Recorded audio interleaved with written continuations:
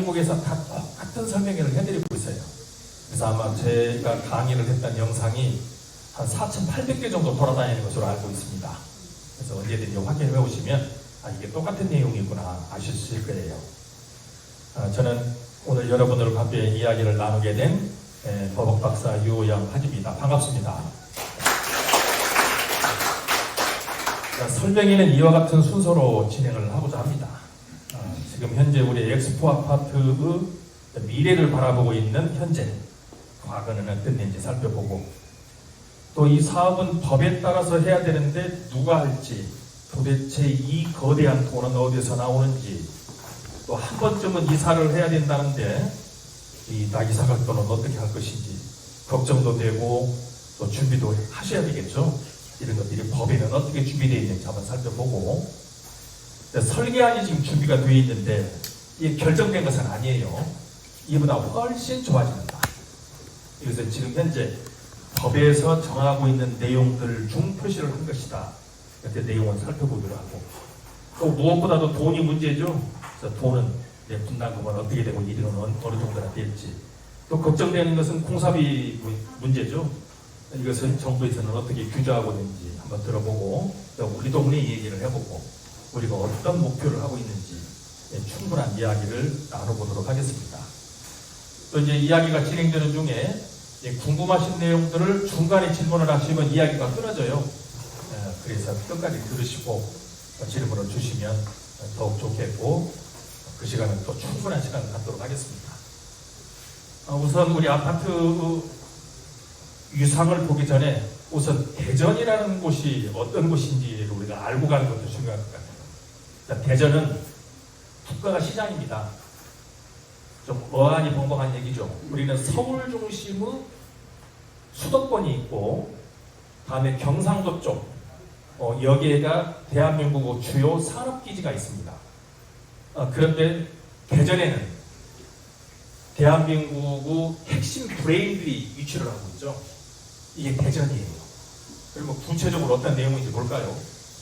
그래서 지금 대전은 국토 중심으로 보면 중부권 거점 도시인데, 이런 거점 도시가 되었던 이유는 한반도 특성이죠.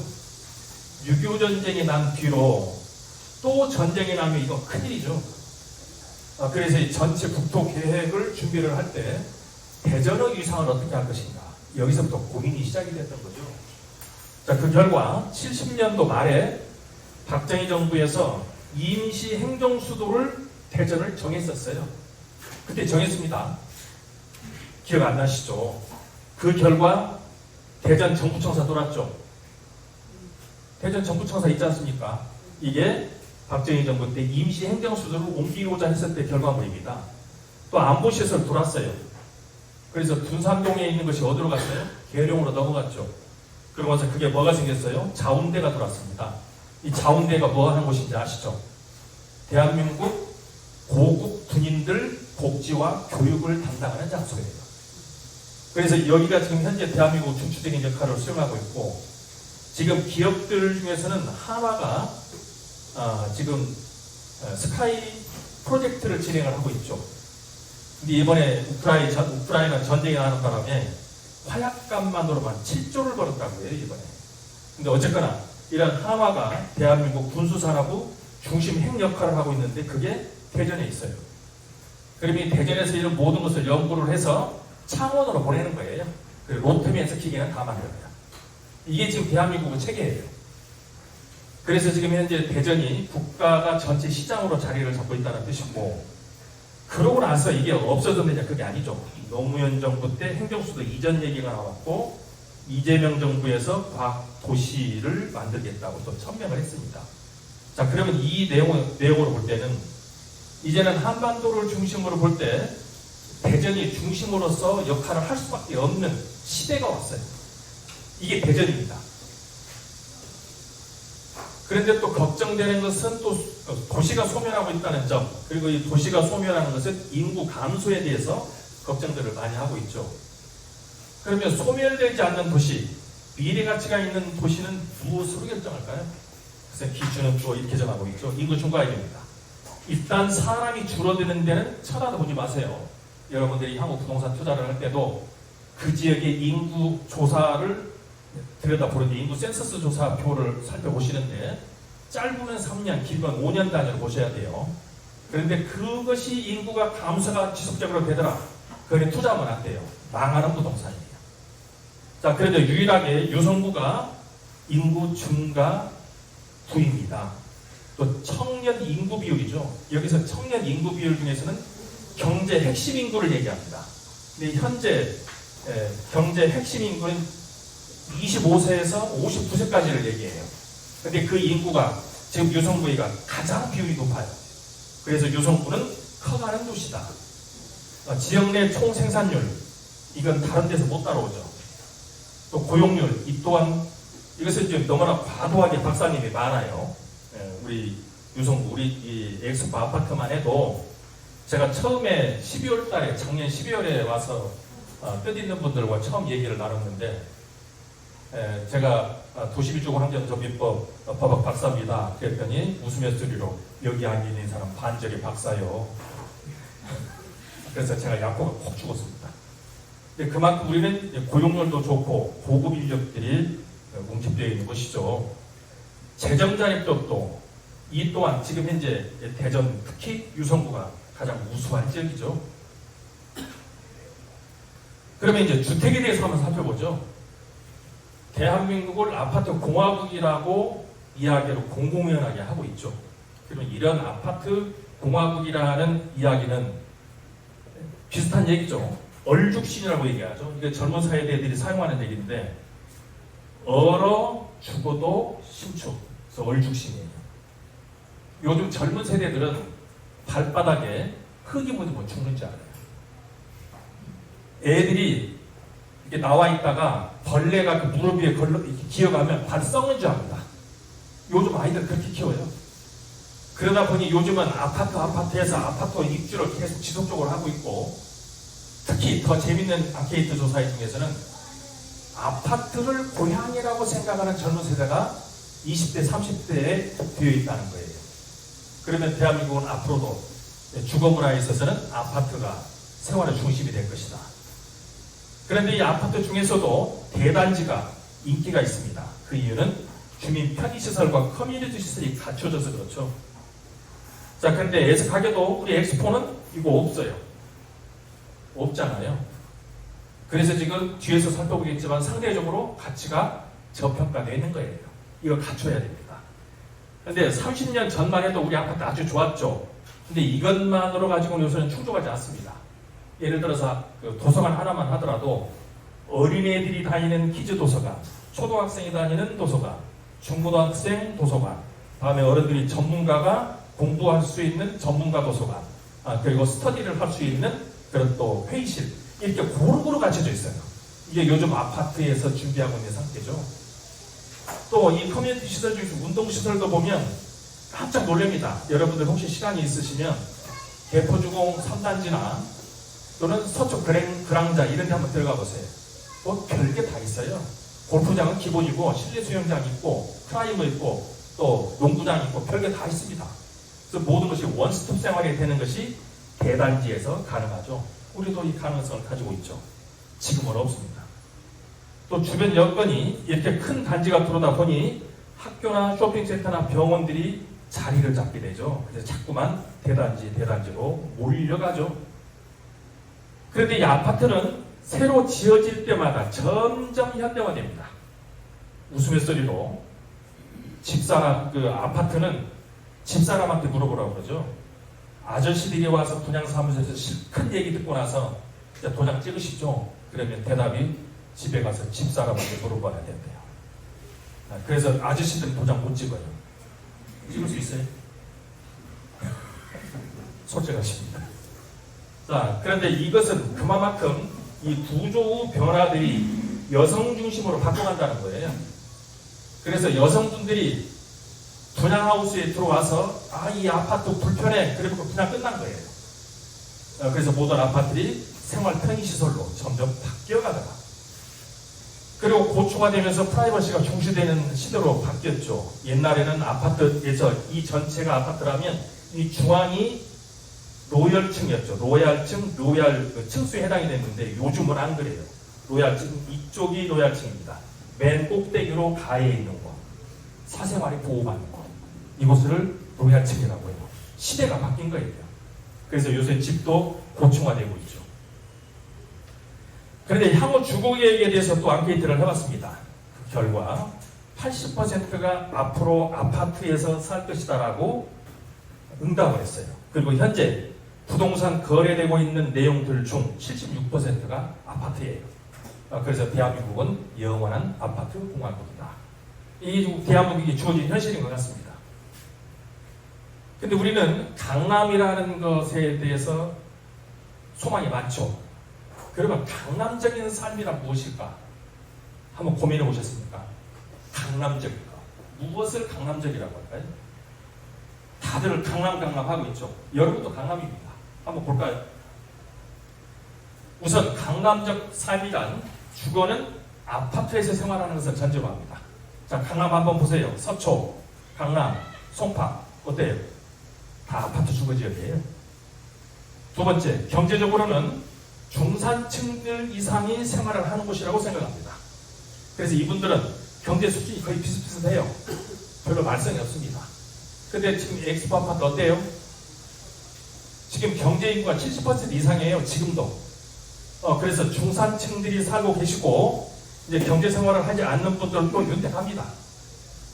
그래서 지금 현재 경제적으로도 중산층의 지위를 유지하고 있다.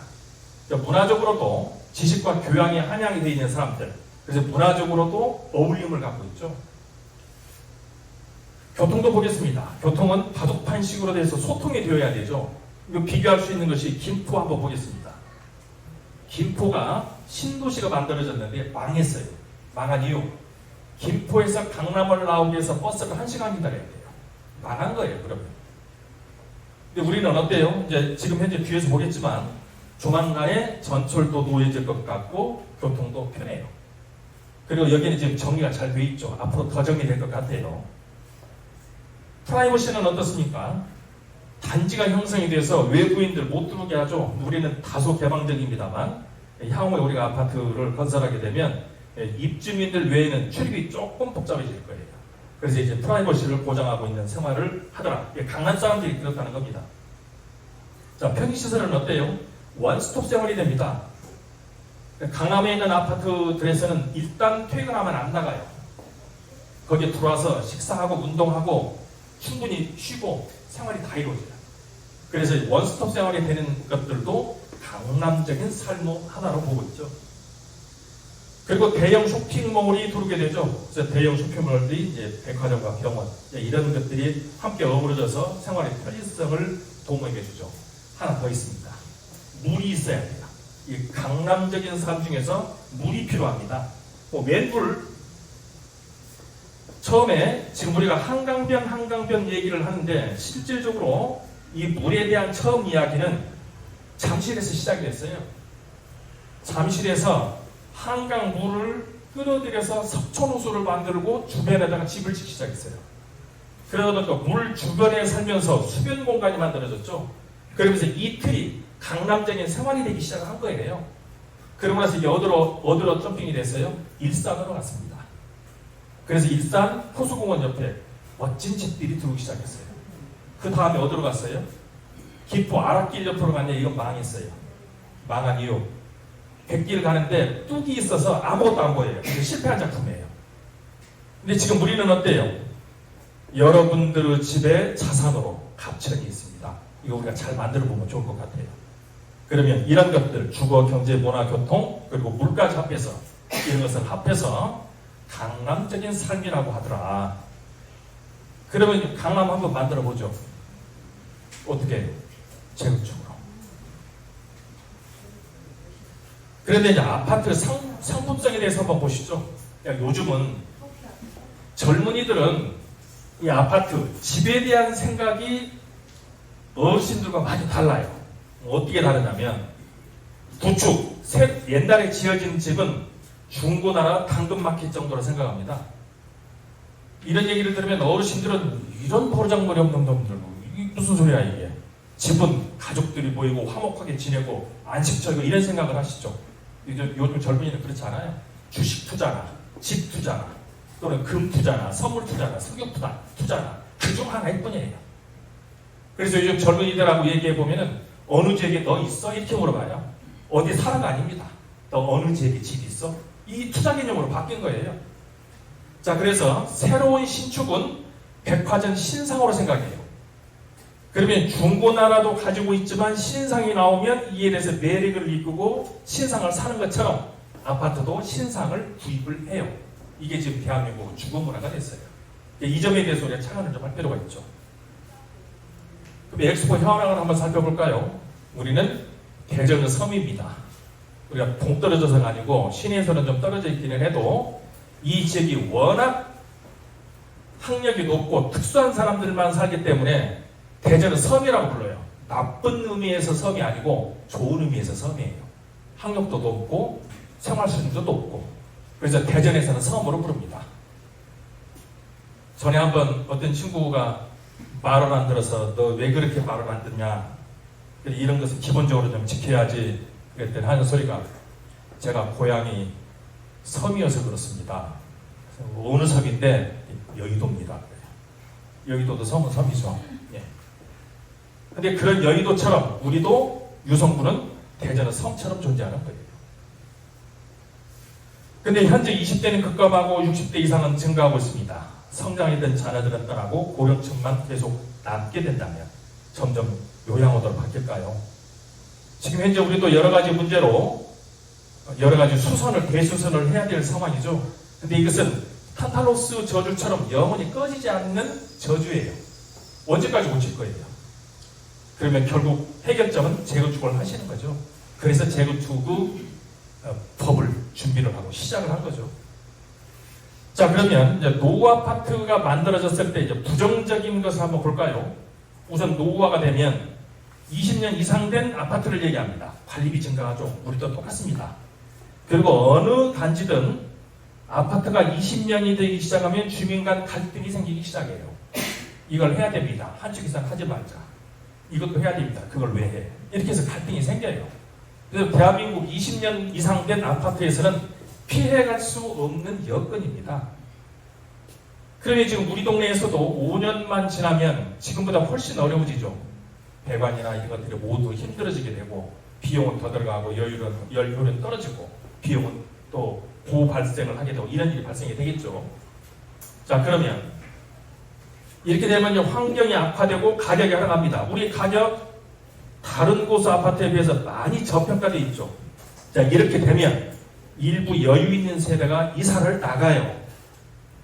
지금 우리는 어디까지 와 있냐면 여기까지 와 있어요. 일부 여유 있는 세대가 점점 이주를 하고 있는 상태이죠. 근데 여기에서 2, 3년만 더 지나면 어떤 일이 생기느냐? 빈집이 증가하고 취약계층이 들어오기 시작해요. 이건 현실이에요. 이게 현실이에요. 그러면 취약계층이 들어오면 슬럼화가 더 진행이 되고 그에 따라서 거주자 안전위협이 되면서 사회 문제가 가속화됩니다. 근데 여기서 뱅글뱅글 돌아요. 그럼 여기서 뱅글뱅글 돌게 되면 어떤 현상이 발생이 돼요? 사는 대로 생각하게 돼요. 생각하는 대로 살지 않으면 사는 대로 생각하게 됩니다. 이게 바꿀 때가 됐다는 뜻이에요. 이것을 긍정적으로 한번 살펴보겠습니다. 그래서 젠트리피케이션이라고 얘기를 하죠. 지금 이제 계획상의 자료를 보아서 아시다시피 2000세대 이상의 신축 분양분이 있어요. 여기에 젊은 층을 유입을 해서 젊은 아파트를 구성하고자 하고 그렇게 되면서 인구가 증가하고 또 실수요자들도 옆에 많은 산업단지들이 들어오기 때문에 실수요자도 많을 뿐 아니라 저번에 설명을 하면서 깜짝 놀랐습니다. 주변에 있는 거주자들이 여기가 집이 지어지면 들어오겠다고 얘기를 해요. 그래서 좀 살짝 놀랐어요. 그래서 지금 수요자는 넘친다는 것이고 또 과학, 인재, 영입도 우리가 해야 되죠. 더 중요한 것은 이쪽 부분 관련해서 키자니아 유치를 할 계획이에요. 이게 서울에도 5개밖에 없습니다. 인구 1000만 도시에 5개 있어요. 여기는 영유아부터 어린이까지 케어를 해주는 조직 단체라고 보시면 돼요. 그러면 부모들도 편하고 그리고 또 아이들도 방과후 학습도 충분히 이루어집니다. 안전하게. 그래서 이걸 유치할 계획이에요. 근데 여기에 우리는 좀 개발 호재가 많이 발생이 됐죠. 그래서 이 부분에 대해서 이제 함께 공부를 하고 있는 교수들과 브레인스톰을 한번 한 적이 있어요. 이 엑스포 아파트가 이러한 호재가 발생되더라. 그랬더니 한 사람이 덴번에 얘기합니다. 몰아주네. 몰아주고 있습니다. 특히 우리는 이 하수 처리장 때문에 가격이 많이 저평가됐는데 이게 이미 시작이 됐죠. 이거 나가고 나면 과학단지 들어오죠. 전민역 들어옵니다. 그리고 교통 문제 완전 해결돼요. 그 외에도 많은 개발 호재가 있죠. 여기서 주목하는 것은 우리는 지금까지 매우 친숙하게 들어왔던 것이 천지인합일이죠. 자, 이것은 땅이 돕고 있어요. 땅이. 그리고 하늘도 돕고 있습니다. 하늘은 뭔지 한번 보시죠. 그러면 우리만 잘하면 돼요. 그 내용도 살펴보도록 하겠습니다. 법에 대해서 보죠. 근데 이런 아파트를 건설을 할 때 마음대로 하는 게 아니죠. 도시미주환경정비법은 민관 합동 방식으로 되어 있습니다. 관에서는 인허가를 내는 일을 한다면 우리는 우리의 이득을 가장 많이 만들어내는 것이 우리가 할 일이에요. 그래서 민관 합동 방식으로 진행을 하도록 되어 있는데, 재건축 정비 사업이라는 것은 정비 기반 시설 우리 동네 괜찮아요. 그런데 지금 주택이 노후화됐습니다. 이 지역에 정비 계획이라는 것을 수립을 해서 정비 기반 시설을 더욱더 확충을 하고 주거 환경을 개선하는 거죠. 우리 같으면 주차장 문제 지금 심각하죠. 그리고 지금 집도 노후화되어 있어요. 이걸 정리를 하자는 거예요. 근데 이렇게 사업을 진행하는 것은 각 국가적, 사회적, 개인적 목표가 일치가 되어야 사회적 트러블이 생기지 않죠. 그러면 지금 여러분들은 주거 환경을 쾌적히 하고 재산을 좀 증식하고 싶은 목적이 있고, 사회적으로는 슬럼화되는 것을 막아야 되겠죠. 근데 국가적으로는 과학 영재들을 우리 단지에 모셔서 국가 발전에 기여해야 되지 않나요? 지금 우리 단지가 해야 될 일입니다. 그것이 지금 현재 엑스포가 재건축을 해야 될 목적 중 하나이죠. 그런데 정비 사업은 세 번의 행정계획에 의해서 진행이 되죠. 그런데 수립권자와 결정권자를 논하지 말고 이 세 번의 행정계획에 의해서 사업이 진행이 되는데, 첫 번째 계획이 정비계획, 두 번째가 사업시행, 세 번째가 관리처분계획인데, 이것은 땅을 결정하는 거죠. 이것은 집을 몇 평을 지을지 결정하는 겁니다. 그럼 이것을 가격으로 얘기하는 거죠. 그러면 현재 우리 집이 얼마고 팔 집이 얼마여서 이득이 얼마입니다. 이렇게 얘기하는 거예요. 아주 간단합니다. 문제는 이 정비계획이 수립이 되지 않으면 사업시행계획이나 관리처분계획을 할 수가 없어요. 첫 번째 단추를 껴야 됩니다. 그래서 지금 동의서 닫고 있어요. 이 정비계획 수립이 되지 않으면 뒤에는 꿈도 못 꿔요. 그런데 이 정비계획을 과거에는 국가에서 일괄적으로 수립을 해줬습니다. 국가에서. 근데 이게 지금 2003년 도시미주환경정비법이 만들어진 뒤 전국적으로 두 바퀴가 돌아갔어요. 두 번에 걸쳐서 국가에서 계획 수립을 했어요. 그러고 났더니 이제는 개발을 하시고자 하는 주민들이 동의서를 걷어오시면 정비계획을 수립해 주겠습니다라고 법을 바꿨어요. 그럼 우리 동네가 아무리 불편하고 어렵더라도 이대로 가만히 있으면 국가에서는 여기를 아파트 단지로 결정을 안 해줘요. 결국 하늘은 스스로 돕는 자를 돕습니다. 우리가 동의서 내서 우리 지역 아파트 지역으로 바꾸고자 한다는 것을 신청을 해야 돼요. 그것이 정비계획 수립을 목적으로 하는 동의서이고 현재 내고 있는 동의서입니다. 이렇게 해서 사업은 진행하게 되죠. 그래서 지금 동의서가 50%를 육박하고 있죠. 그런데 이제 하늘이 돕습니다. 법이 개정이 됐어요.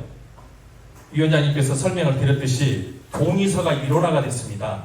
무슨 얘기냐면 옛날에는 정비구역 제한동의서, 다음에 정비구역 입안동의서, 다음에 추진인의 설립동의서, 다음에 조합설립 동의서 4번을 얻었어요. 그런데 이 동의서가 한 방에 이루어지도록 만들었죠. 지금 여러분들에게 배포해드렸던 그 동의서, 등기를 통해서 발송을 해드렸는데 그 동의서 한 번만 거두면 이 4번 동의서 거둔 것이 일괄적으로 정리가 돼요. 그러면 보통 이런 4번에 걸쳐서 동의서를 건너하고 10년, 15년씩 걸렸어요. 이게 한꺼번에 압축이 되는 거죠. 컴팩트하게 진행합니다. 기회입니다. 또 재건축 패스트 트랙이 6월 4일부터 올해 6월 4일부터 시행이 됩니다. 이게 무슨 얘기냐면 아파트 단지를 건설하려면 각종 영향평가를 받아야 돼요. 교통 문제, 재해 문제, 환경 문제, 또 학교 문제 여러 가지 평가를 받아야 되는데 이 받아야 되는 각종 영향평가 7개를 한 테이블에서 회의를 해서 한 방에 끝내겠다는 거예요. 이걸 패스트 트랙이라고 하죠. 보통 이런 단계 하나하나 넘어가는 것이 3개월에서 6개월씩 걸렸어요. 근데 이것을 한 번에 해버리면 얼마나 빨라집니까? 이건 기회예요. 그리고 안전진단 관련해서 옛날에는 이런 안전진단이 통과가 되고 나서 저미국에 수립을 했어요. 근데 유예됐습니다. 어떻게? 사업 시에 인가까지 받으면 되는데 현장 답사는 하지 않겠다요. 그래서 법이 하나 더 바뀌었죠. 전에는 이 안전진단을 받을 때 구조심이 뼈 따구가 얼마나 튼튼하냐 이게 50%를 점수를 줬어요. 근데 이게 30점으로 떨어졌어요. 그럼 이제 생활이 불편한 것 이게 70점이 넘어서면 제로 중 하나야. 그래서 법이 변경이 되면서 사업을 진행할 수 있게 됐죠. 이런 법이 변경이 되면서 전기수 위원장님께서 올해 6월 9일 날 검인동의서 지금 여러분에게 보내드린 동의서는 그냥 휴지 조각 일반적으로 사용하는 서류가 아니고 유성구에서 검인 도장을 찍어서 여러분에게 보내드렸어요. 그래서 이 동의서를 버려버리거나 하면 안 돼요. 이거 또 안 내줘요. 유성구에서 확인을 해서 내본 동의서입니다. 국가 문서예요. 일종의. 이것을 6월 9일날 받아가지고 나왔어요. 동의서가 5월 28일 결정이 되고 패스트 트랙 시행이 6월 4일부터 되기로 했는데 6월 9일날 대한민국에서 1호로 이 동의서를 검인동의서를 받아가지고 나온 거예요. 그동안에 7개월 이상 준비를 해왔다가 유성구에 가서 받아가지고 나온 거예요. 그만큼 신속하게 대응을 하고 있다는 뜻이죠. 이 동의서 집에 갖고 계시죠? 아직 동의서 안 내신 분들 버리면 안 돼요. 반드시 그 동의서를 사용하셔야 됩니다. 그런데 누가 추진위원이 될 수 있나요? 라고 질문하신 분들이 계셨어요. 소유자이면 누구나 활동을 합니다. 그래서 우리 구역에서도 이 추진위원으로 활동하실 수 있도록 SNS를 통해서 보내고 공문도 보내고 대자보도 붙이고 이런 활동을 했고 또 추진으로 오셔서 활동을 하면 이런 일이 있습니다라는 설명을 2번이나 했어요. 이렇게 해서 지금 현재 우리 구역에도 135명의 추진위원이 준비가 된 거예요. 그 과정을 경유했습니다. 몇 달 동안 했던 거예요. 그런데 이 사람들은 돈을 받느냐? 아닙니다. 저는 무급 봉사단체예요. 지금 봉사하고 있습니다. 지금 노란 조끼 입고 밖에도 계신 분들 계시죠? 이분들 전부 다 무료 봉사하고 계신 분들이죠. 근데 엉뚱하게 입대위에서 월급 준다더라. 그런 얘기가 어디 있습니까? 그런 일 없어요. 그래서 이것도 오해라는 거. 근데 추진위원회 제도는 이 추진위원회는 사람 사료로 비교를 한다면 이게 뱃속에 있는 아이예요. 이게 뱃속에 있는 거예요, 지금. 그런데 이 추진위원회는 토지동 소유자 10% 범위 내에서 활동을 하는데 우리는 135명이 활동을 하고 있고 50% 이상 동의를 받으면 승인을 내줍니다. 우리 곧 승인 날 거예요. 그리고 조합설이 되면 이 추진위원회는 없어지는 거예요. 이 추진위원회의 기간은 짧을수록 좋겠죠. 그래서 바로 조합이 돼야 됩니다. 그러면 이제 이 추진위원회를 경유해서 우리는 이제 조합으로 움직이게 될 텐데 조합이 뭔지 보죠. 조합은 여러분들이 이 조합이라는 것을 만드는 행위예요. 이걸 합동행위라고 하죠. 그런데 이 조합이 만들어지면 어떤 기능이 있느냐면 가장 중요한 것은 건설사업자로 의제 등록이 되는 겁니다. 우리는 현재 사반자료도 없어요. 그럼에도 불구하고 건설사업자로 의제 등록을 해서 조합을 설립했다. 그것은 우리가 건설사가 되었다. 그 뜻이에요.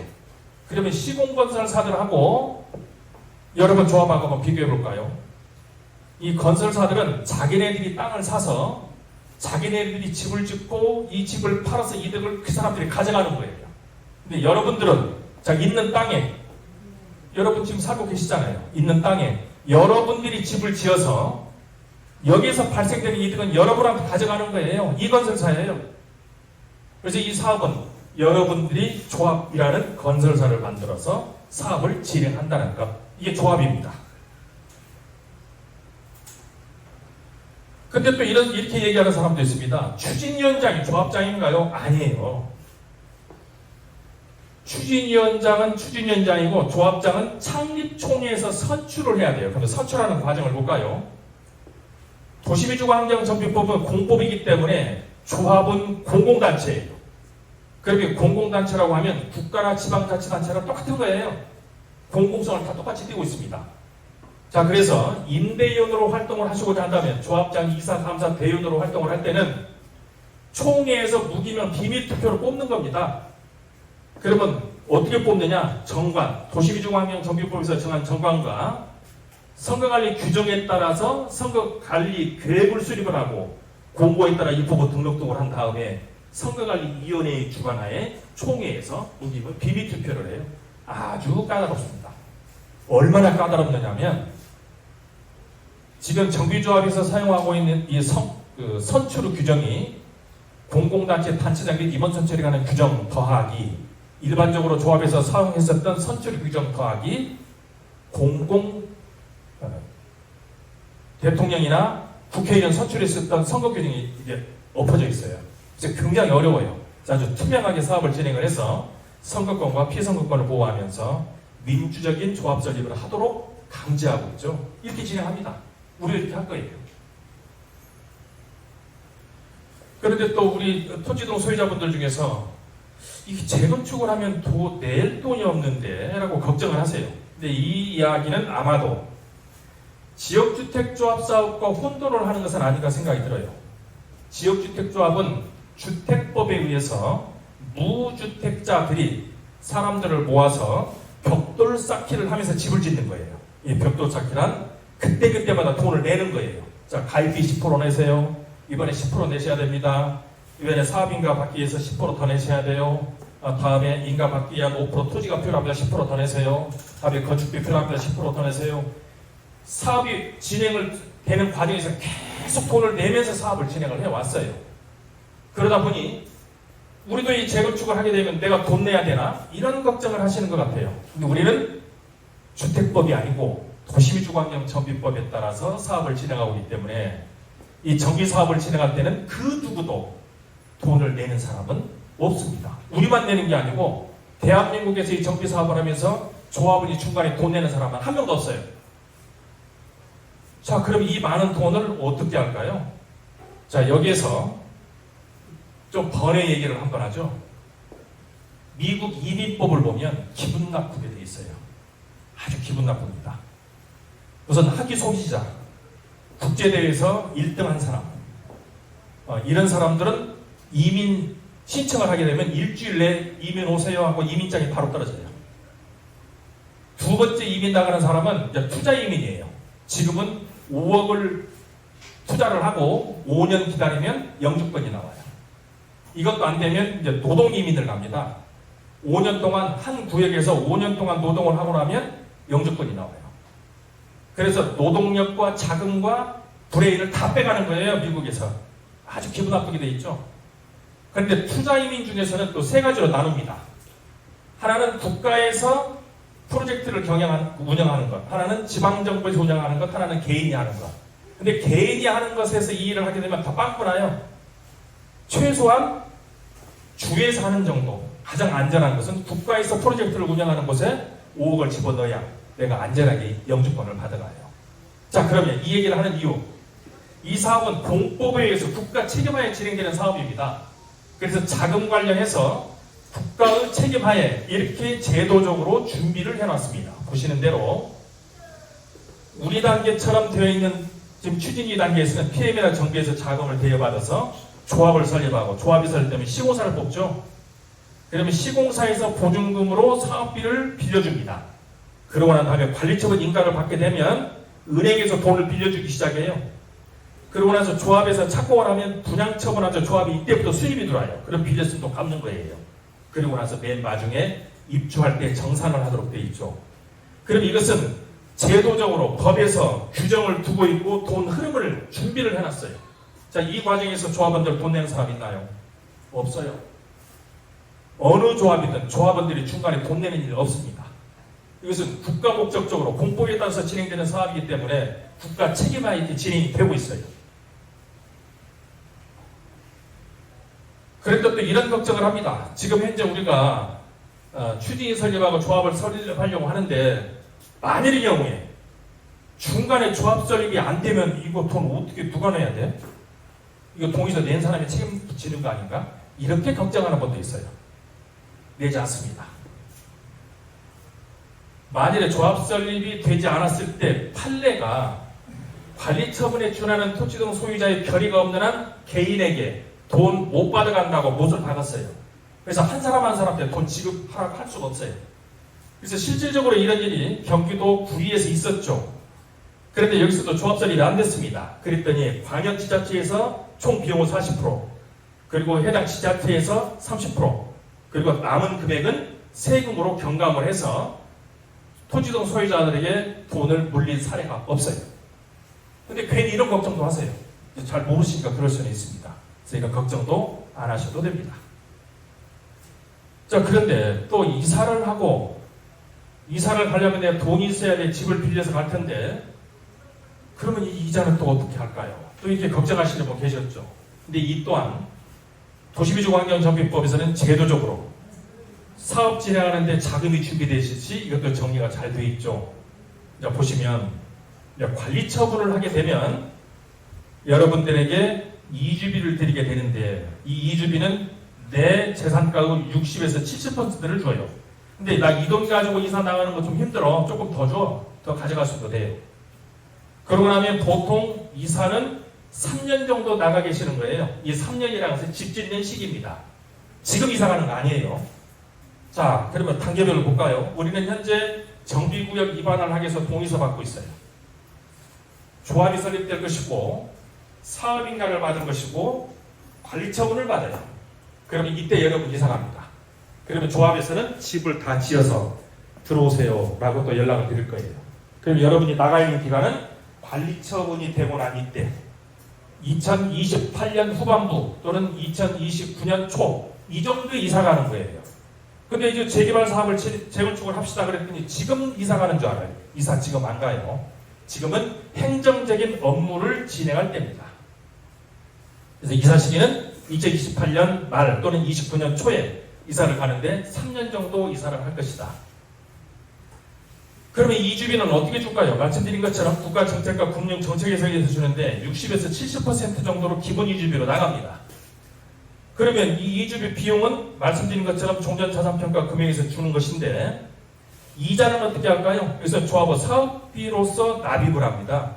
개인이 매월 이자를 내보라고 했더니 이자를 못 내서 어떻게 돼요? 신용불량이 된 적이 있었죠. 여수에서 있었던 사람입니다. 그래서 요즘은 사업비에서 이자 납부를 다 하죠. 어디서 낼까요?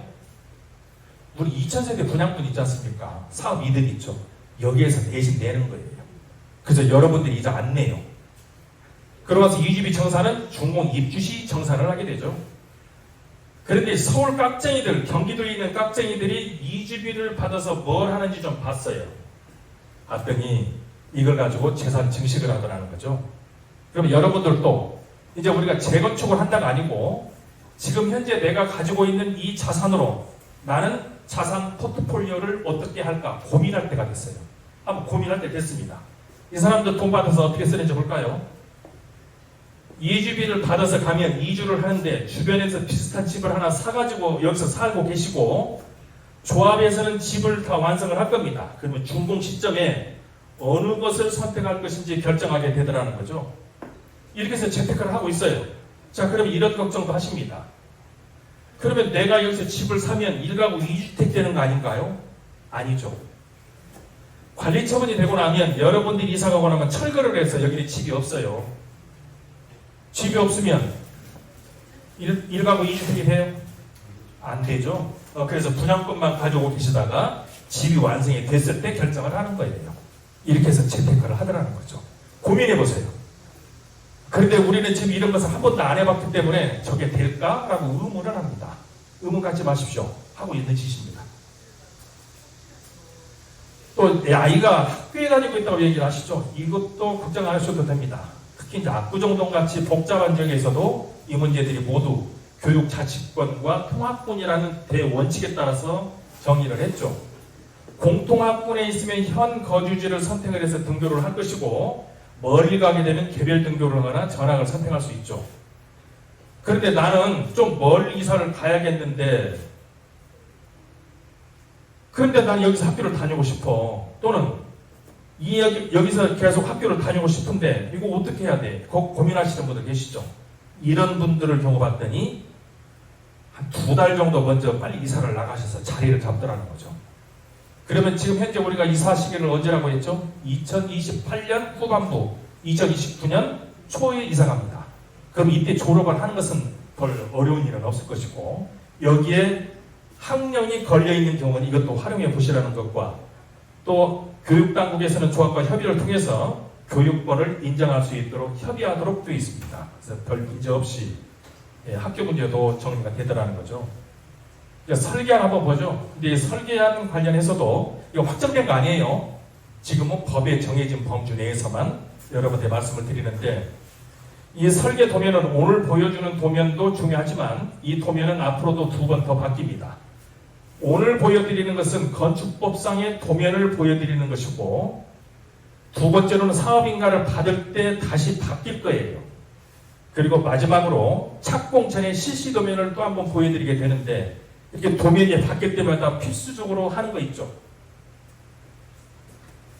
주민들은 사업성은 점차적으로 향상이 될 것이고 반드시 설문지를 진행을 합니다.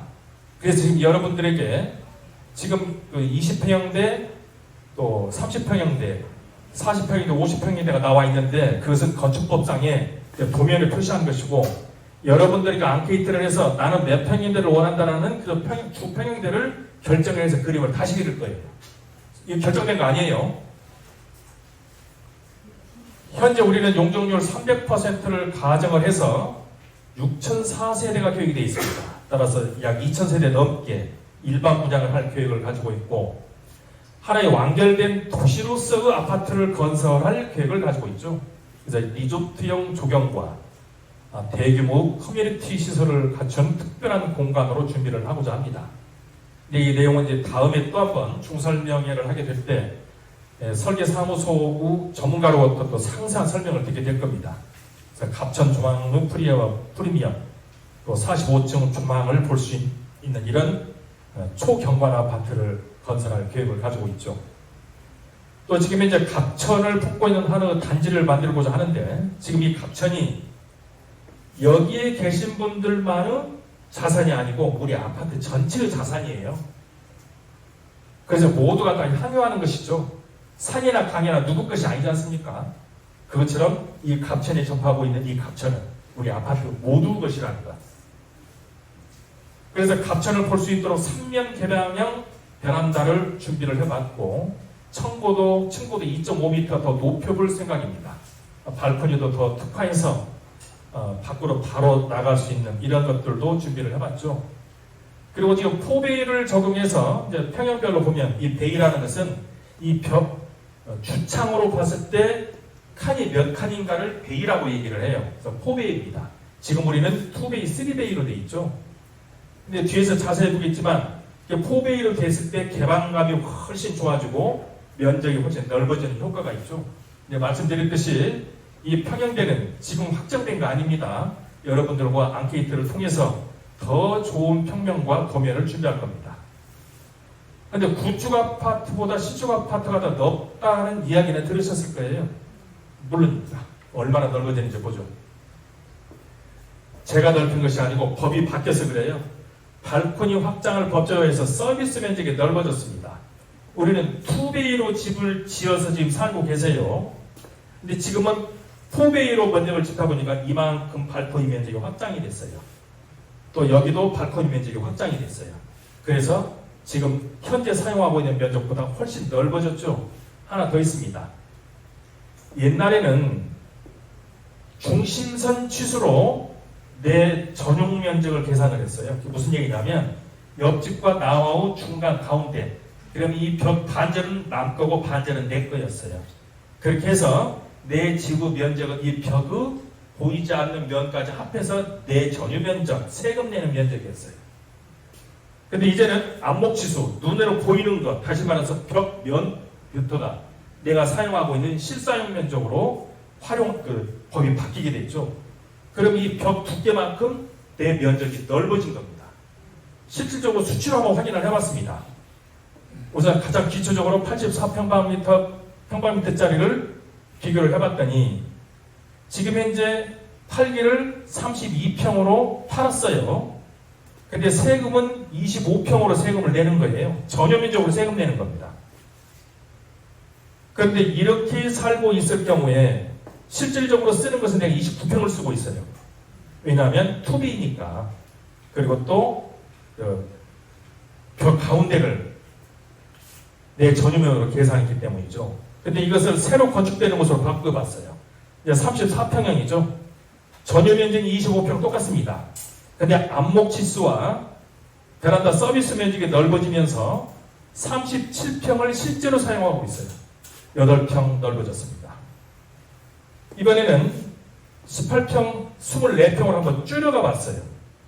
그랬더니 세금은 18평만큼 냅니다. 25평으로 세금을 내는 것이 아니고 18평으로 세금을 내는데 포베이와 안목치수로 바뀌면서 27평의 실제 넓이가 돼서 전에 살았던 것 대비 2평 정도 줄어들었어요. 이런 그 설계 변경 내용도 한번 자세히 한번 보시기 바랍니다. 그래서 시축 분양되는 아파트가 훨씬 넓어지고 효율적이었더라. 그 외에도 이제 커뮤니티 시설을 대대적으로 갖출 계획이죠. 또 갑천뷰 스카이 브릿지도 넣어볼 생각이고 각종 스포츠 레저 생활을 할 수 있도록 또 다양하게 준비를 할 계획을 갖고 있습니다. 거기에 조식도 가능하고 또 교육 워크숍 공간도 필요하고 경우에 따라서는 음악회를 할 수 있는 장소나 극장도 준비하는 것 같아요. 그 아파트 단지마다 그렇게 진행합니다. 이런 모든 것을 준비를 해서 하이엔드 커뮤니티를 준비할 계획으로 준비를 하고 있죠. 또 놀라운 것은 현재 우리 중앙 광장에 있는 잔디가 사람이 못 들어가고 있는 공간이에요. 근데 여기를 사람들이 드나들 수 있는 조경을 설치를 할 그럴 계획을 가지고 있어요. 그러면 지금 현재 서울 쪽에 있는 그 아파트들의 경우에 보면은 한강에 접해 있는 아파트임에도 불구하고 내부에 들어와서 사세요. 조경이 훨씬 예쁘거든요. 한번 여러분들이 관심이 있으시면은 원베일리 이런 곳 한번 그림으로 보셔도 좋고 한번 구경 가보세요. 상황이 많이 다릅니다.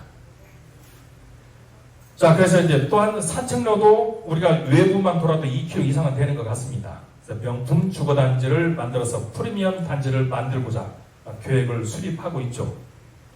이제 사업비, 돌에 대한 얘기 좀 해보죠. 이 사업비를 고지하는 것은 4번에 걸쳐서 고지하도록 법에서 강제하고 있습니다. 그래서 여러분들이 지금 동의서를 받으면서 계략적인 내용을 알려드렸고 조합설립 동의 때 또 알려드려야 됩니다.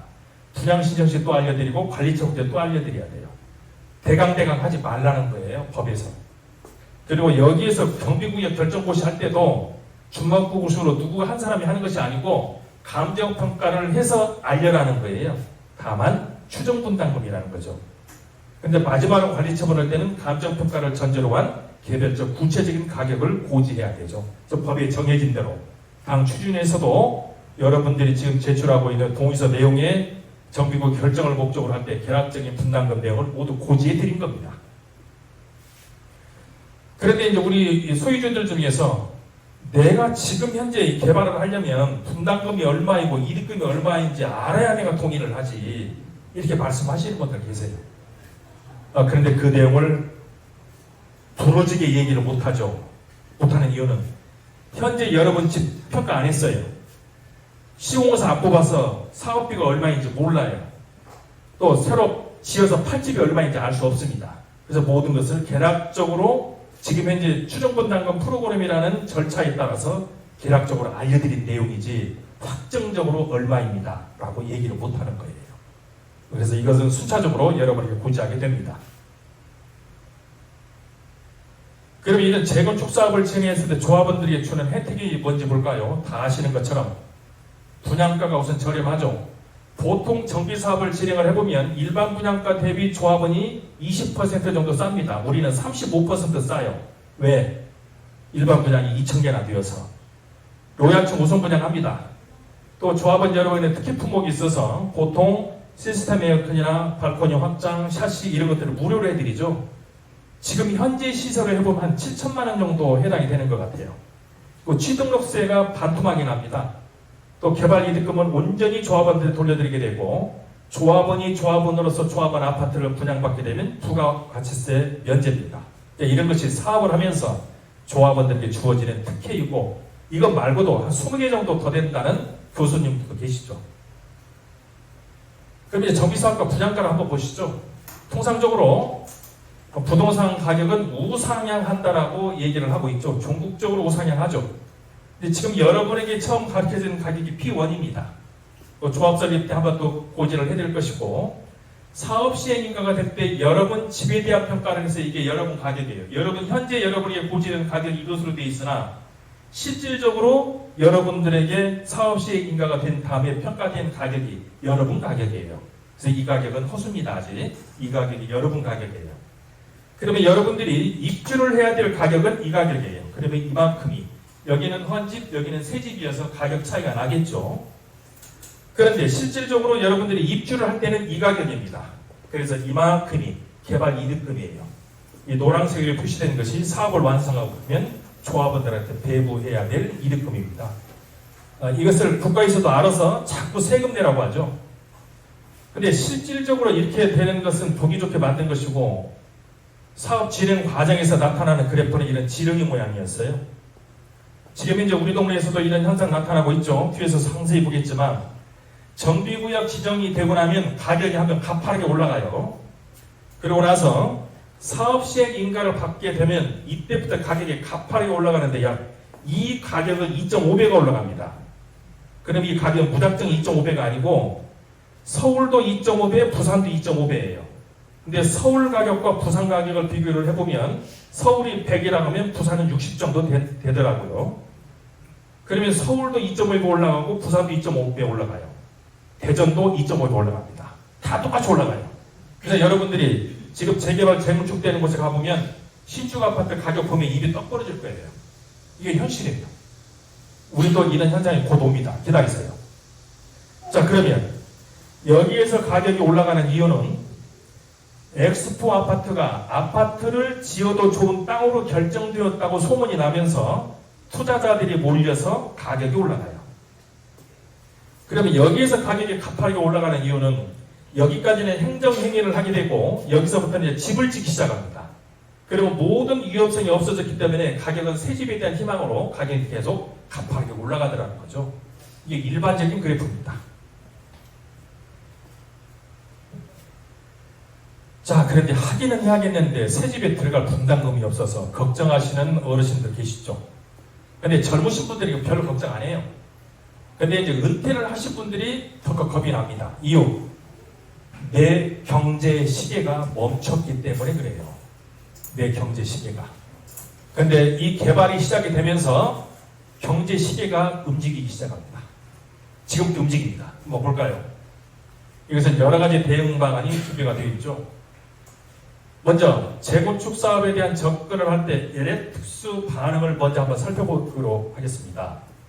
누구든 사람을 만나게 되면 두 가지 생각을 하게 되죠. 판단을 하게 되는데, 이 사람이 이득을 줄 사람이다 라고 판단하는 경향이 있다면, 반대편은 나를 해를 끼칠 사람이다 라고 판단이 되는 사람이 있죠.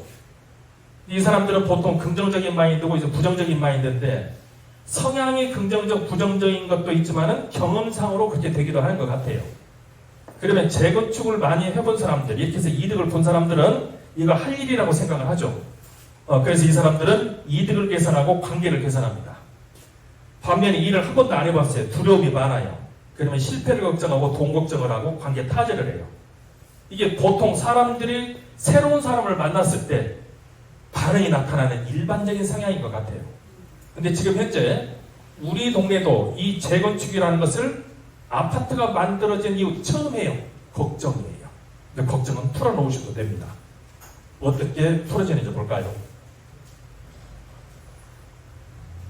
우선 이 내용은 우리 동네에도 해당이 되지만 여러분들이 부동산 투자를 할 때는 이런 것을 진단을 하시고 움직이시면 돼요.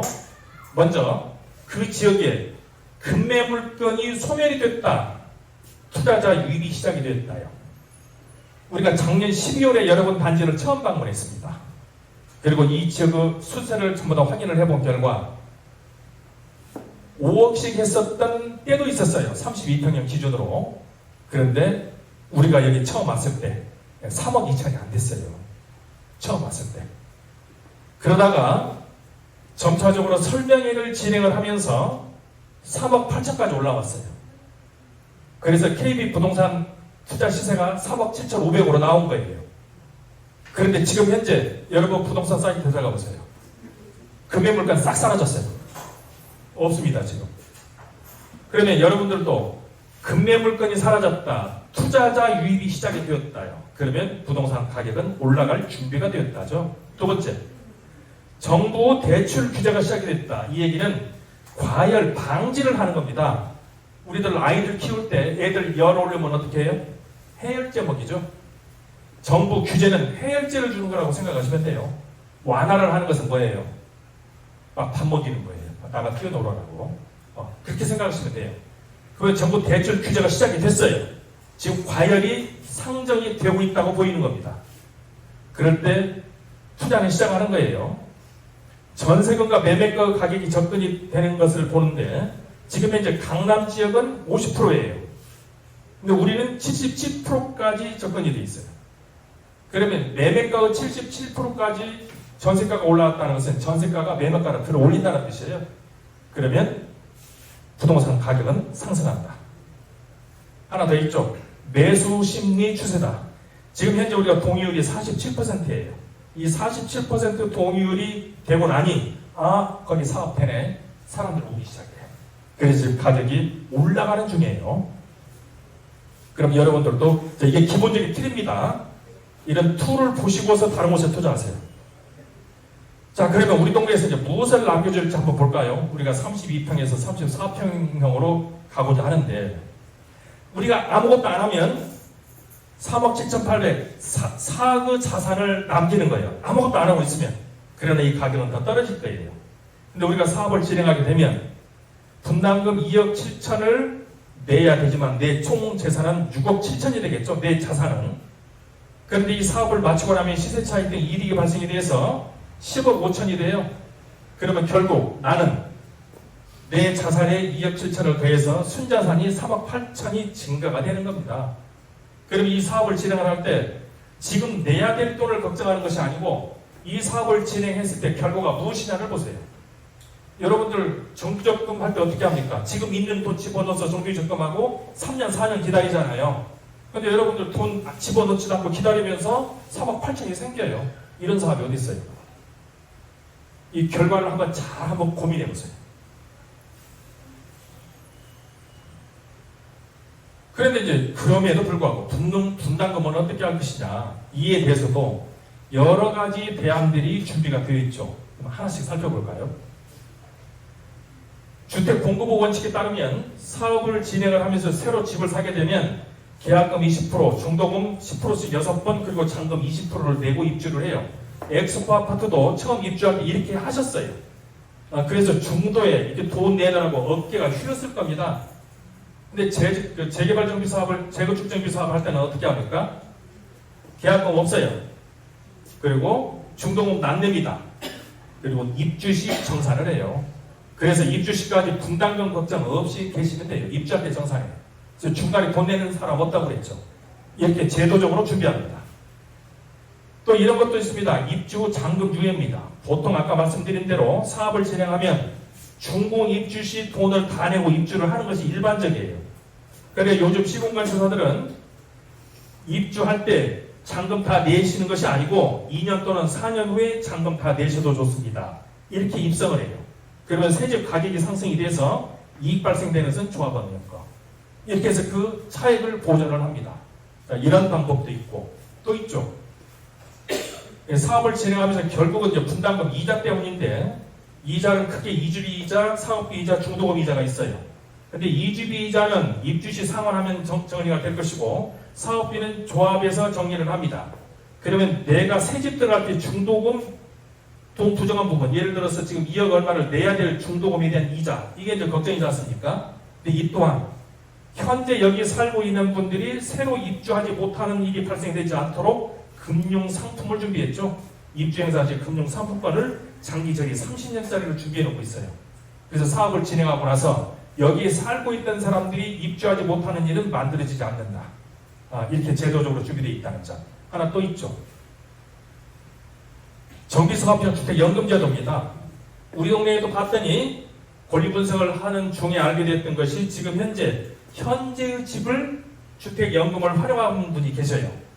32평형 기준으로 했을 때 지금 130만 원 정도 주택연금을 받고 계세요. 그런데 사업이 완성이 되고 나면 이 가격이 껑충이 올라가게 되죠. 중공업 신축 고가 주택연금에 대해서 비교를 해봤더니 단순 비교를 했을 때도 350만 원 정도 주택연금이 나와요. 상황이 바뀝니다. 이걸 안 할 이유가 없어요. 또 있죠.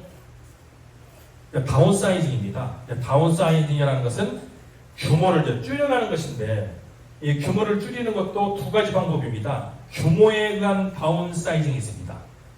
그러면 현재 내가 엑스포에서 살 때 강남적 삶을 여기서 살 때 규모만 좀 줄일게. 이게 규모에 대한 다운사이징이에요. 우리 동네에서 지어지는 집 중 조그마한 걸로 가겠다는 뜻이죠. 지역에 의한 다운사이징입니다. 서울의 인구가 1000만 아래로 떨어졌어요. 현재 970만입니다. 30만 어디로 갔을까요? 서울 주변으로 이사 갔어요. 서울 집 비싼 집 팔고 더 넓은 외곽으로 나가서 사시는 거예요. 경기도에 다 살고 있어요. 그리고 지금 부산도 김해 양산의 인구가 대폭 늘어났죠. 부산 인구가 440만까지 올라갔었어요. 근데 지금 현재 430만입니다. 확 줄었어요. 이 사람들은 어디가 있어요? 김해 양산에 다 있어요. 이 사람들은 지역에 의한 다운사이징을 해서 거기서 생활을 하고 계시는데 이제 걱정이죠. 이제 내가 다운사이징을 해야 되는데 나 집 언제 팔아? 언제든지 팝니다. 자유롭게 판매하세요. 이 재건축 정비 사업을 한다고 해서 내가 재산행위 못하는 거 없어요. 담보를 결정하거나 또는 매매를 하거나 그게 자유예요. 자, 공사비가 계속 상승한다고 걱정합니다. 근데 법에서는 착공 후 인상이 없도록 법에서 토대로 막아놨습니다. 자, 근데 엑스파인도 또 대규모 경제 이익이 있죠. 무슨 얘기냐면 5,000평짜리에서 아파트를 건설해야 되면 타워크레인이 올라오면 두 동 짓고 나면 이 타워크레인 업무가 다 해요. 근데 우리는 타워크레인 하나 올라오면 6동 정도는 지을 수 있어요. 그러면 비용이 그만큼 경감이 되겠죠. 이런 것들이 바로 규모 경제죠. 자, 그런데 착공 시 공사비는 고정을 해놓도록 법이 규정을 하고 있죠. 시공사 선정은 조합 시 할 것이고 관리 처분을 하게 되면 착공을 하게 되면서 공사비에서 고정하고 있습니다. 고정을 시켰어요, 법에서. 근데 이제 요즘 이제 걱정하는 것이 이번에 경기 난리가 나면서 공사비 올라갔던 사례가 있었습니다. 근데 이제 법에서는 이것을 규제를 하고 있는데 어떻게 하고 있어요? 조합 설립 시 시공사를 뽑았는데 공사비가 10% 이상 올라가면 부동산원에 검증받아야 돼요. 사업 시행 인가를 받고 나서 공사비가 5% 올라가면 검증 다시 받아야 돼요. 그렇게 해서 국가에서의 공사비를 시공사에서 마음대로 조정하지 못하도록 규제를 하고 있다는 점. 그리고 실질적으로 사업을 진행을 해봤더니 자, 이런 부분이 개발이익, 분양이익, 프리미엄이 조합원의 이익이 되더라는 거예요. 사업을 맞춰봤더니. 그래서 공사비에 대한 걱정은 안 하셔도 될 것 같다. 근데 경기도 안 좋은데 하필 지금 재건축을 해요. 근데 지금 우리는 트라우마에 갇혀 있죠. 이번에 코로나 때 묶여서도 살아봤고 물자, 물류, 인건비, 금융비용 다 올라가는 세상을 살고 빠져나오는 중이에요. 그러다 보니 지금도 두려운 생각이 있죠. 자, 그러나 지금이 호기입니다. 부동산은 물건을 사는 것이 아니고 시기를 사는 거예요. 부동산은 시기를 사는 겁니다. 자, 어떤 것을 시기라고 하는지 보시죠. 경기부동과 부동산 투자이론에서 보면 무릎에서 사서 어깨에서 팔아라, 소문에서 사서 뉴스에 팔아라, 달리는 만에 올라타라. 어디서 많이 들어봤죠? 어디서 많이 나온 얘기예요? 주식시장에서 나온 소리예요. 이거 주식에서 나오는 소리잖아요. 그런데 이 주식에서 나오는 소리인데 주식은 그때그때 눈에 보여요. 근데 부동산은 눈에 안 보입니다. 이게 주기가 너무 길기 때문에 잘 눈치가 안 채져요. 마치 바닷가에서 조개 캐다가 물에 빠지는 격이에요. 조개 캐고 있다가 물 들어오는 거 모르고 빠지잖아요. 똑같아요. 근데 분명히 부동산에도 주기가 있습니다. 자, 그래서 무릎에서 사서 어깨에서 팔아야 되고 소문에 있어서 뉴스에서 팔아야 되고 달리는 말에 올라타야 돼요. 자, 근데 부동산이 오르는 것은 시간이 갈수록 부호 가치가 떨어지기 때문에 그래요. 그러면 한번 생각해 보세요. 치과 다니시죠? 치과 이 수선 비용 생각해 보세요. 10년이 딱 100% 올라갑니다. 그게 물가 수준이에요. 그러면 여러분들도 지금 이제 분담금 2억 정도 될 것이라고 하는 것이 그 가격이 실제로 입주할 때 되면 20% 정도는 가격이 떨어진다고 보시면 돼요. 그 분담금은 좀 경감시켜도 될 것 같습니다. 자, 그러면 정비사업과 장기 경기 변동 사이클 한번 볼까요? 자, 이것은 출렁출렁한 것이 많이 보이는데 그동안 대한민국이 1차 석유 파동, 2차 석유 파동, IMF 금융위기, 이번에 우크라이나 전쟁 이럴 때마다 출렁출렁했습니다. 대한민국 부동산 가격 떨어졌나요? 떨어졌어요? 안 떨어졌습니다. 왜? 만일에 대한민국 부동산 가격이 떨어지고 내두면 대한민국 자산 디폴트가 일어나요. 그러면 외국 기업들 다 나가요. 대한민국 망합니다. 그러면 정부에서는 어떻게 해요? 부동산 가격 떨어지지 않도록 막아야 돼요. 그래서 윤석열 정부에서 부동산 개방 정책을 계속 폈던 거예요. 그래서 지금 그 영향으로 부동산이 지금 둥실 떠오르고 있어요. 지금이 그 시기예요. 자, 이것을 그림을 한번 다시 그려볼게요. 많은 사람들이 호황기 때 지금 우리 사업 진행해보자고 시작을 했더니 여기에서 매듭을 지었습니다. 박살난 거예요. 이런 조합들이 우리 분담금 나왔다고 아우성입니다. 그런데 실질적으로 쟁이들은 언제 사업합니까? 최저점에서 사업을 시작해서 여기에서 매듭을 지어요. 한번 볼까요?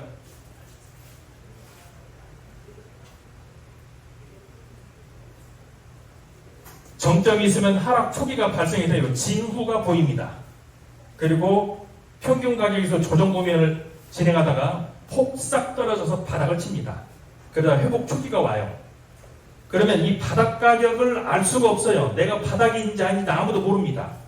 그런데 투자는 이 바닥에서 가격이 2번 정도 꿈틀거릴 때 사는 거예요. 이때가 투자 시기예요. 그럼 여러분들 4가지 얘기했죠. 금매물이 없어진다. 다음에 2번째가 뭐예요? 정부 규제가 발생한다. 3번째가 뭡니까? 얘기했잖아요. 4가지. 전세가하고 매매가가 가까워진다. 하나 더. 매수세가 점차 강화된다. 우리처럼 동의서가 47% 됐더니 회복 초기를 보여요. 그러면 조정기를 거기서 상향 초기에서 폭등으로 갑니다. 그럼 우리는 현재 어디쯤 와 있습니까? 회복 초기에 와 있는 거예요.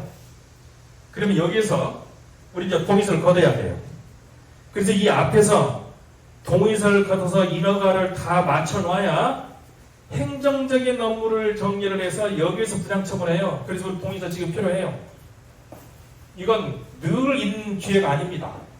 이 사이클이 길기 때문에 잘 안 보여요. 근데 이 일을 30년 정도 하다 보니 이게 보여요. 근데 이런 현장이 어디였느냐? 수원 8달 10 한번 들어가 보세요. 수원 8달 10이 경기가 완전 꼬라 박혔을 때 사업을 시작했어요. 근데 저항도 심했습니다. 이렇게 힘든데 지금 해야 돼? 근데 결과는 어떻게 됐습니까? 비례율 145에 사업을 마쳤어요. 우리도 똑같아요. 우리도 이 어려운 시기에 동의서 걷어서 여기서 가격 올라갈 때 판매할 거예요. 그렇게 하면 우리 사업 매듭 짓는 거예요. 그래서 지금 우리는 동의서를 신속히 걷고 행정적인 절차를 진행을 해야 돼요. 자, 현장의 목소리 한번 들어보죠. 고지서 내용이 좀 어렵대요. 그럼 자세히 알려드릴게요. 지금 여러분 책자에 보내드린 내용이 용적률 300%도 있고 330%도 있어요. 근데 오늘은 300% 가지고만 설명을 드릴게요. 이 330%가 될 수 있는 방법은 여러 가지가 있습니다. 근데 이것은 여러분들이 총회에서 결정을 해주셔야 돼요. 왜 결정을 해야 되는지는 뒤에서 한번 보죠. 우선 이 표만 가지고 보자면 34평형이 KB 부동산 시세, 이게 제가 만든 거 아니에요. KB 부동산 시세입니다. 3억 7,580만 원이었어요. 그런데 새롭게 집을 지었더니 84평형이 6억 7,800만 원입니다. 그랬더니 분담금이 2억 7천 정도가 발생이 되더라죠. 그런데 만일에 330%로 올라가 봤습니다. 부동산 시세는 똑같아요. 똑같습니다. 그런데 용적률이 올라가면서 사업성이 높아지다 보니 분담금은 2억으로 줄어들었어요. 그러면 300%보다 330%가 분담금은 확실히 줄어들었어요. 그럼 우리는 300%로 해야 될지 330%로 해야 될지 결단을 한 번은 내려야 됩니다. 그래서 재건축과 같이 선택인데 용적률 330%와 용적률 300%입니다. 300%로 집을 지면 쾌적하고 적정 수익이 있습니다. 근데 330%로 짓게 되면 아무래도 과밀화하고 그렇지만 수익은 최대가 될 거예요. 실행을 해봤어요. 어떤 방법으로? 우리 단지에 일반 아파트를 짓고 임대를 들여놓으면 330%가 돼요. 대신에 일반 아파트가 아닌 고급 아파트를 짓고 임대를 집어넣지 않으면 분양형 고급 아파트가 됩니다. 쾌적하겠죠. 임대를 넣을지 말지 결단해야겠죠. 또 330%가 될 수 있는 것은 지역건설사가 우리 지역에 와서 집을 짓게 되면 용적률을 30% 더 준답니다. 근데 우리는 그거 싫고 일군건설사가 집을 지었으면 좋겠다. 그러면 300%로 집을 지어야 됩니다. 그러면 고급형 분양형으로 집을 짓겠죠. 또 우리 땅을 좀 더 많이 내놓으면 330%더 주겠답니다. 반면에 과밀화되겠죠. 근데 우리가 지분을 유지를 그냥 해서 300%만 짓게 되면 쾌적한 적정 수익이 만들어지겠죠. 그래서 이것은 여러분들이 한 번은 최종적으로 선택을 해주셔야 돼요. 지금 여러분들에게 자료를 제공을 해드리는 것이고 마지막 하나 더 있죠. 법이 계류 중입니다. 지금 이 법이 국회에 들어가서 아직 통과가 안 되고 있어요. 그래서 재개발, 재건축 관련해서 특히 재건축 관련해서는 전체 용적률 10%, 우리 같으면 30% 용적률을 임대를 넣거나 지역건설사가 오거나 기부 체납을 하지 않고도 30%가 더 증액될 수 있는 법이 지금 국회에 들어있어요. 이게 통과가 되면 330으로 똑같이 질 거예요. 근데 이것은 좀 기다리셔야 될 것 같습니다. 자, 그래서 이제 가격 비교를 해봤습니다. 우선 32평형이 3억 7,500인데 이럴 때 비례율은 106이고 조합원 분양가를 1,950만 원으로 했을 때 6억 7천. 근데 일반 분양했을 때는 10억이어서 개발이익금은 3억 3천이고 타 지역과 비교를 했을 때는 13억 2천으로서 최대 6억 이상 개발이익이 확실시 됩니다. 지금 현재 스마트시티가 이 정도 가격인데 이거 2008년짜리 집입니다. 그리고 여기에 꼴랑 편의시설 몇 개 더 있어요. 여러분들이 집 지어놓은 거는 게임이 안 됩니다. 앞으로 34평도 동일한 기준으로 봤을 때 34평형이 KB 기준시세로 4억 6,600만 원이고 분양가는 1910으로 했을 때 8억 3천인데 일반 분양가는 12억 9천입니다. 개발이익은 4억 5천이고 이에 대한 수익금은 6억 이상을 확실히 기대할 수 있습니다. 49평형입니다. 현재 부동산 시세는 5억 4,600만 원이고 조합원 분양가는 1,872만 원으로 그리고 일반 분양가는 3천만 원으로 했을 때 조합원 개발이익은 5억 1,500 그리고 총 개발이익은 9억 이상이 확실시되고 마지막으로 57평형이죠. 5억 7,800만 원이 KB 시세가격입니다. 비례율 106으로 했을 때 조합원 분양가는 1,830만 원 일반 분양가 3천만 원으로 했을 때 조합원 이득은 6억 2천 그리고 최대 10억 이상의 개발이익이 보장이 된 이런 사업체이죠. 이걸 정리를 해봤습니다. 각 평형대별로 3억 4천, 4억 5천, 5억 1천, 6억 3천만 원의 개발이익이 들어가 있는 겁니다. 근데 이 일을 안 할 이유가 없죠. 근데 이제 걱정스럽습니다. 과연 될까? 됩니다.